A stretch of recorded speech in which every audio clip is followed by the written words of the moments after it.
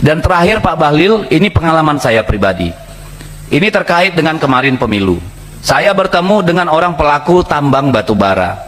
Mereka bilang mereka RKAP-nya ditahan kalau tidak turut kekuasaan. Dan pada 2 hari sebelum pencoblosan hari H, di dapil saya itu masuk 10 mobil dari Kalimantan Timur membawa uang cash untuk operasi politik. Terkait dengan PSN, beberapa minggu lalu saya membaca tentang PSN Pantai Indah Kapuk dan PSN apa itu Serpongnya. Saya agak terkaget-kaget Pak membacanya. Setahu saya mereka development murni swasta. Kenapa bisa mereka dapat PSN statusnya? Kenapa? Saya bertanya-tanya dalam hati, ada apa ini? Apakah mereka mau disuruh bangun perumahan rumah murah untuk rakyat? Atau dari investasi mereka berapa besar dialokasikan untuk kepentingan rakyat dan negara? Ini saya kaget Pak. Kenapa bisa dia menjadi PSN? Ini benar-benar melukai kalau menurut saya. Jadi tolong nanti dijelaskan secara gamblang, kenapa sih proyek swasta yang menghasilkan begitu banyak uang bisa dijadikan PSN oleh negara? Padahal kita tahu dulu misalnya PIK itu banyak sekali persoalan itu. Sekarang malah jadi PSN. Saya nggak masuk akal Pak. Ya. Lalu yang keenam soal Rempang. Kami pengen tahu status Pak. Pak Menteri ingat dulu sebelum itu saya pernah datang bertandang ngobrol-ngobrol. Dan kita sudah tahu bahwa nanti pasti akan ada masalah.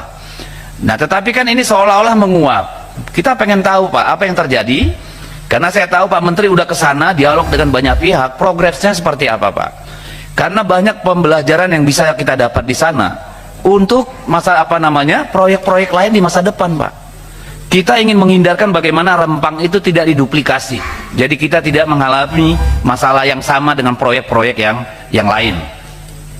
Lalu Pak Deddy, terakhir satu soal Pak. hilirisasi terakhir Ketua. Nanti nggak ada waktu jawab soal ini. Iya, nanti kan bisa tertulis. Kalau Bahlil ngomong kita nanti ketawa aja melulu semua nanti.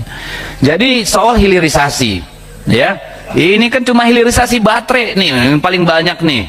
CPU oke lah yang sudah ada ini. Saya ingin dapat gambaran yang utuh Pak. Bener nggak kita jalanin ini? Indonesia masuk menjadi negara yang keluar dari middle income trap. Indonesia emas katanya. How we achieve that Pak? Saya kasih contoh Pak soal rumput laut di Kalimantan Utara. Kalau kita ekspor ke Cina, ke Jepang, ke Taiwan mentah, itu nggak kena pajak Pak. Begitu kita olah, dikenakan pajak impor oleh pemerintah Cina. Pertanyaan saya lalu, apa gunanya berbagai perjanjian dagang yang kita buat? Ini kan menyebabkan kita tidak pernah bisa membangun industri nilai tambah. Akhirnya yang rugi rakyat. Padahal di sana setahun bisa 600.000 ton, harus jual mentah. Kalau dia diolah sedikit Pak, langsung kena tax oleh pemerintah Tiongkok. Nah saya takut ke depan ini juga yang kita hadapi dengan komoditas-komoditas lain. Kalau EV baterai, nikel gampang Pak. Tapi yang kerja di pabrik nikel berapa banyak sih Pak? Rumput laut di Kalimantan Utara itu, di Sulawesi Selatan Pak, Sulawesi Tenggara, di mana-mana itu menyangkut jutaan rakyat kita. Ini bagaimana gitu? Jadi itu pertanyaan dari saya Pak Menteri. Mungkin setelah ini kita bisa diskusi lagi, nanti diatur Pak Pimpinan, terutama terkait dengan tadi kita ingin mapping dan mendapat informasi yang lengkap, semacam outlook dari investasi yang masuk ke Indonesia atau dikerjakan oleh PMDN di tahun 2023 Pak. Jadi kita ada kesinambungan. Dan izin pimpinan, perlu saya ingatkan bahwa kita pernah punya panja investasi pertambangan. Saya usulkan kita untuk saya nggak tahu apakah pada masa ini atau masa depan untuk bikin lagi panja itu. Ketika kami telusuri, ketika tinggal supirnya yang datang ngakunya mereka perusahaan tambang di Kalimantan Timur yang RKAP-nya tidak akan disetujui kalau mereka tidak ikut cawe-cawe. Jadi ini bukan katanya-katanya, ya. Saya berkepentingan menyampaikan di ruang sidang ini supaya Pak Bahlil tidak menjadi korban fitnah juga. Iya, teman-teman yang kembali lagi bersama saya di channel ini, kita sudah menyaksikan sebuah cuplikan video yang cukup menarik, Ya, hampir-hampir saja terjadi kericuhan di gedung DPR pada hari ini. Ya, terkait dengan tata kelola ya batu bara tersebut. Tentu dalam hal ini teman-teman ini saling uh, lempar batu sembunyi tanah. Ya, jadi teman-teman seperti yang disampaikan oleh kader PDIP Perjuangan tersebut yaitu Deddy Sitorus, ini sangat-sangat mengejutkan teman-teman. Ya, kalau selama ini seperti itu yang terjadi di setiap ya daerah-daerah, dan mungkin teman-teman bisa membayangkan hal ini. Ya, kenapa bisa terjadi, dan tentu ini sebenarnya ini harus diusut tuntas. Yang mestinya ini harus segera ya Komisi 3 DPR ini harus menertibkan hal ini supaya tidak terjadi hal-hal yang tidak kita inginkan, dan supaya tidak terjadi hal-hal yang membuat terjadi kerugian besar-besaran di negara kita.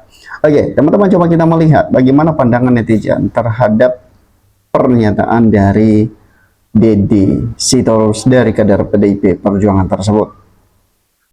Dikatakan negara sudah dijual Jokowi, modus PSN, telusuri bapak kakek moyang dan Jokowi. Jadi kelakuan keluarga rakus merusak seluruh sendi-sendi pemerintah, bahkan bong semuanya ada di Indonesia. Cuman satu yang sulit kita jumpa di Indonesia, pemimpin yang jujur. Ya, susah kalau menteri pesanan, bingung kerja apa, yang jadi gak beres. Ya, jadi Prabowo tidak tegas, belum pecat itu Bahlil, dan Bahlil itu suruh pulang ke Papua saja. Jangan jadi menteri, cuman bohong akan dibicarakan. Jadi Marwara Sirait ini harus dicopot, ini orang yang membahayakan. Semua menteri titipan harus dipecat biar negeri ini kembali damai. Ya, ternyata teman-teman, pandangan netizen ini bahwa menteri-menteri titipan dari dinasti-dinasti politik ini mestinya ini harus dituntaskan, harus diselesaikan. Tujuannya apa? Supaya ini tidak membahayakan, ya, tidak menjadi ancaman bagi negara. Ya, jadi ini tidak mengherankan ya gimana dinasti-dinasti politik yang sudah dibangun. Mestinya ya orang-orang yang ada kejujuran mestinya ini harus memperhatikan hal ini. Jangan sampai harta kekayaan alam kita diendus ya dengan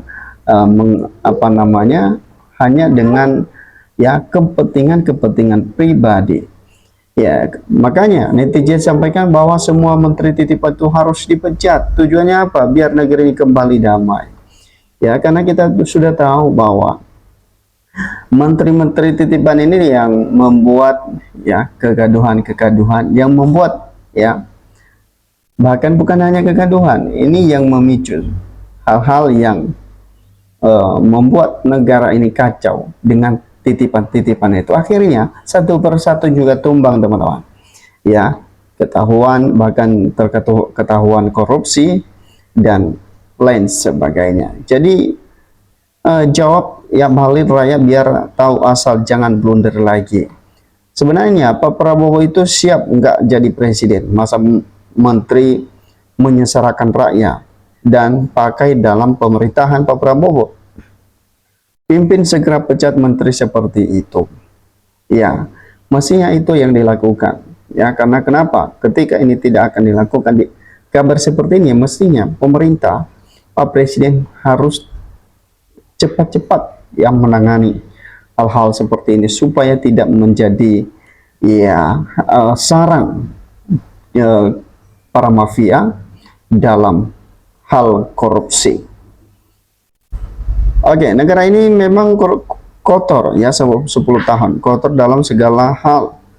Yang pertama rakus, 2 pembohong, munafik, ya 4 penjilat, 5 pengkhianatan, cara yang ampun, dan ganti semua ketua lembaga hukum, angkat yang berkualitas, berintegritas, amanah, dan bebas dari kontaminasi masa lalu. saya yakin 2 tahun akan tercapai. Bukan semua dalam berbagai hal. Selama 10 tahun dan cek ulang semua kebijakan. Jika ada pelanggaran, terikat bersihkan tanpa pandang bulu. Ya, jika ada pelanggaran, sikat bersihkan tanpa pandang bulu atas sampai paling bawah. Dan dengan pengadilan seadil-adilnya. Itulah yang paling utama. Dan untuk membersihkan ya kotoran-kotoran negeri ini. Ya, jadi ayo Pak Prabowo cepatlah dikebut dan bersihkan kabinet dan ternak mulyon. Ya, jadi hal ini yang memang inilah yang terjadi ya di dalam tata kelola pemerintahan saat ini. Ya, jadi berkaitan dengan yang kita lihat saat ini, bahkan hari ini tempatnya tanggal 27 Agustus terjadi demo ya besar-besaran di depan gedung DPR. Ya, ini terjadi karena memang beberapa hal yang seperti kita lihat mahasiswa dan masyarakat membawa beberapa tuntutan ya kepada DPR terkait dengan terutama dalam perampasan aset bagi koruptor, dan hal ini meminta supaya segera disahkan. Hari ini kita melihat terjadi lagi demo. Nah, jadi teman-teman, bagaimana ini tidak bisa terjadi ketika ya suara rakyat ya apa yang disampaikan oleh rakyat tidak didengar. Akhirnya terjadi hal seperti ini yang kita saksikan tadi di beberapa media sosial penuh dengan demo, yang ada beberapa hal yang mereka sampaikan tuntutan-tuntutan kepada DPR.